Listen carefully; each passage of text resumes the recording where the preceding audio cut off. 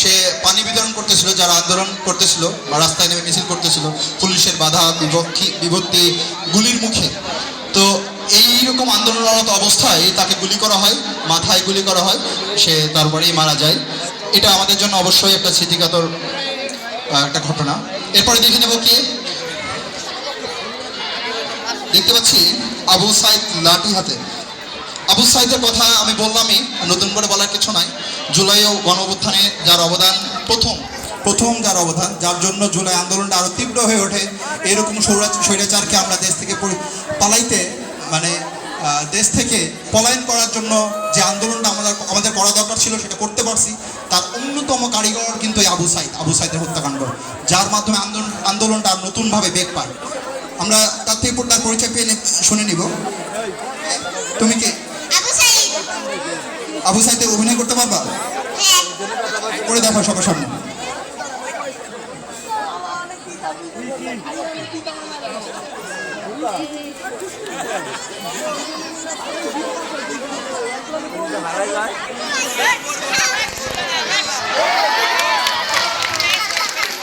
আবু সাইদ এইভাবে পুলিশের গুলি। পাহাড়ি কন্যা আমাদের ঐতিহ্যের একটা অংশ, আমাদের উপজাতি, আমাদের জাতির সঙ্গে ওতপ্রোতভাবে জড়িত এই উপজাতিরা। আমরা তার থেকে একটু তার পরিচয় শুনে নেব। তুমি কি সাচ্ছ?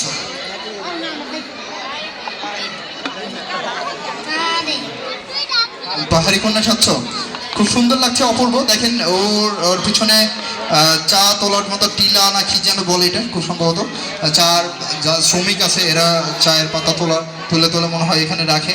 অনেকে বাচ্চাও ক্যারি করে পিছনের ব্যাগে। ঠিক আছে, ধন্যবাদ। এরপরে আমরা দেখতে পাচ্ছি একটা ফুল, না ফাল্গুনের ফুল মাথায় পায়ে হাতে সব জড়ায়ে, হলুদ শাড়ি। তুমি কে?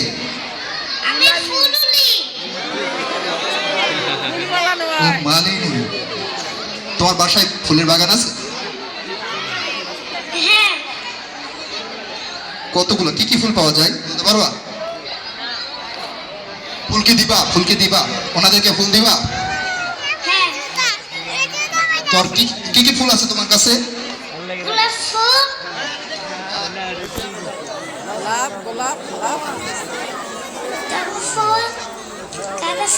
আচ্ছা, আমি তোমাদেরকে বলবো, খুব সুন্দর লাগছে তোমাকে দেখতে। তুমি সব অতিথিবৃন্দকে একটা করে ফুল দিয়ে আসো, যাও। ধন্যবাদ। এরপরে অভিনয় কি আছে? তোমরা দুইজন।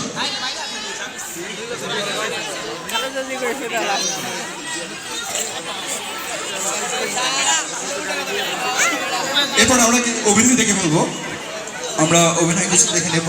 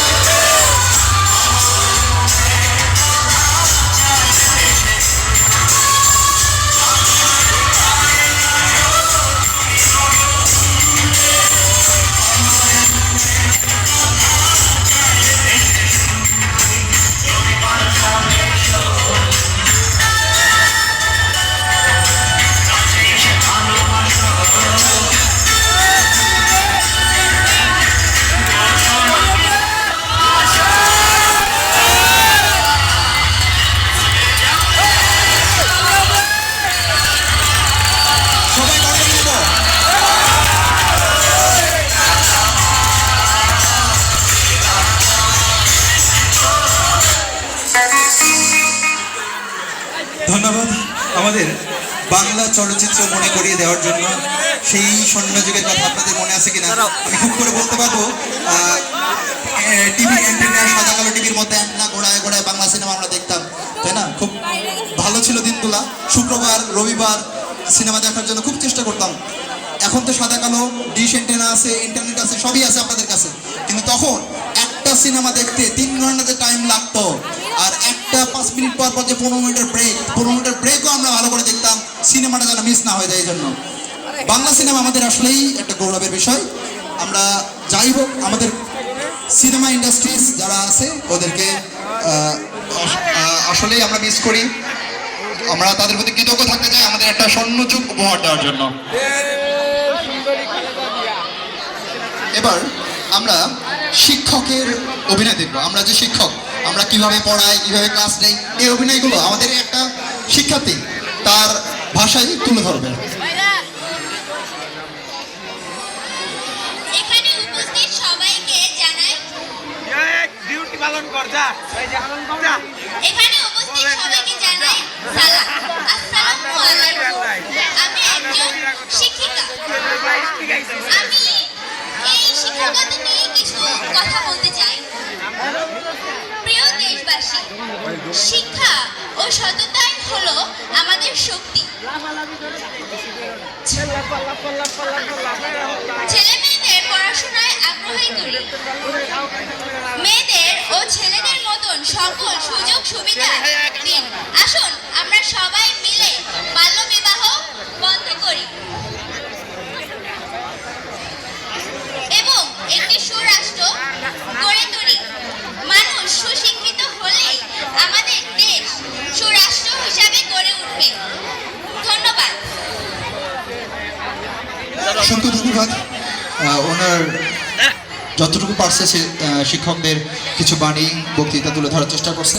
আমরা দেখতে পাচ্ছি আর কোনো অভিনয় শিল্পী এখানে আছে?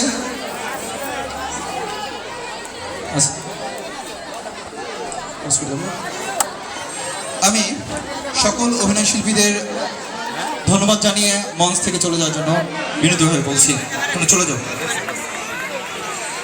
সবাই একটা জোরে করতাল দেবো তাদের জন্য, আমাদের ভালো কিছু স্মৃতি মনে করিয়ে দেওয়ার জন্য।